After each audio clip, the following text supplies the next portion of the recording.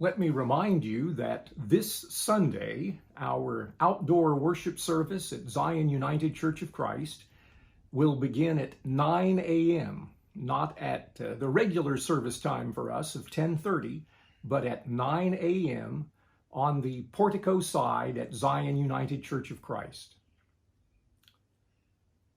Long ago, in a certain town far away from here, there lived a very rich man. He believed that he had gained his wealth only by his own industry, his own hard work. He resented it deeply when someone would say to him that God had blessed him with his wealth. "No," he would say in reply, "I do not believe in a God.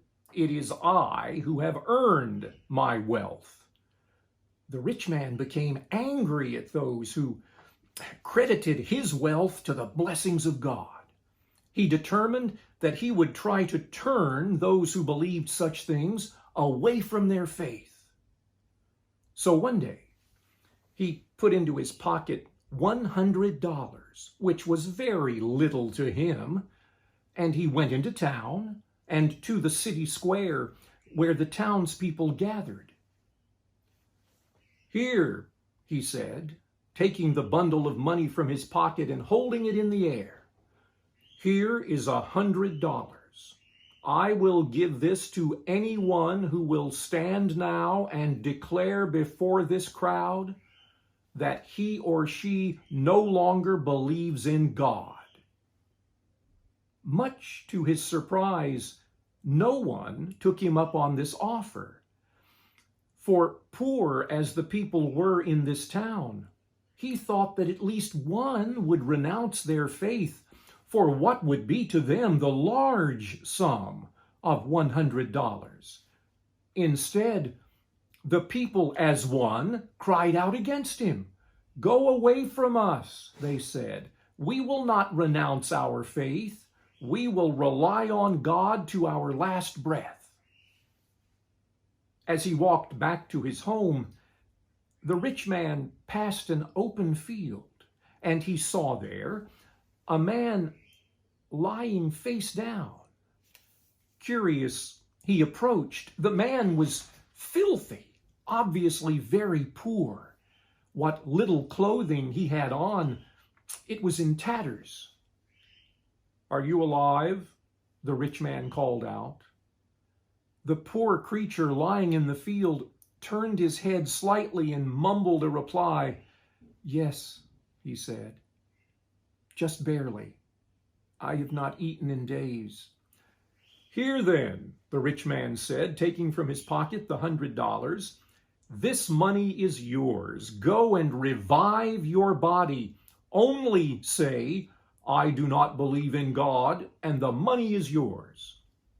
"No," the man said in a whisper, "till my last breath, I will rely on God." The rich man left the field and left the man lying there. But before returning to his home, he went to the town cemetery. There, he dug a hole in the ground and placed the $100 in the hole. "You who are dead," he called out, "surely you have no hope now that there is a God. I will leave this money for you. It means nothing to me." And with that, he returned home. As the years passed, the wheel of fortune turned badly for the rich man.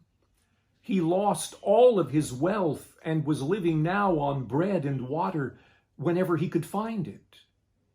He remembered that once he had buried $100 in the town cemetery. He thought he remembered just where he had buried it. So to the cemetery he went and began digging to reclaim his money, for he was very hungry. However, as he was digging, a passing police officer saw him. By the time the officer reached the man who had once been rich, the ground was turned in front of him, and he was holding the bundle of money he had hidden there long ago and had just retrieved.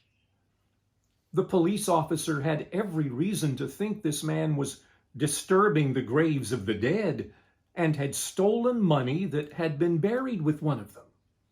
And so, despite the man's protest, he was arrested and taken to jail. In time, he was brought before the city judge, and his case was tried. The man who had once been very rich told the judge that years before, when he had great wealth, he had hidden away this money and now he had retrieved it. It was his money, he said. Those present in the courtroom laughed when they heard this, but the judge did not laugh. "I know that you speak the truth," the judge said, "for I recognize you. I was the nearly naked man in the field to whom you once offered this money. With the help of God, I found my way from that field, and now I am the judge of this city. You may take your money and go, but I tell you this: it is the one who has faith in God who will be truly rewarded." And so, the man who had once been rich and now had $100 left the courtroom. As he walked, he wondered if there might be some truth in what the judge said. For the judge had once been very poor, and he had once been very rich. And so he wondered, might the wheel of fortune have been instead the hand of God? In truth, this world and the ways of God are often mysteries to us. And so, when we cannot see clearly, and when there are things we do not understand, we try to walk by faith. For perhaps, as the judge in the story says, it is the one who has faith in God who will be truly rewarded. Amen.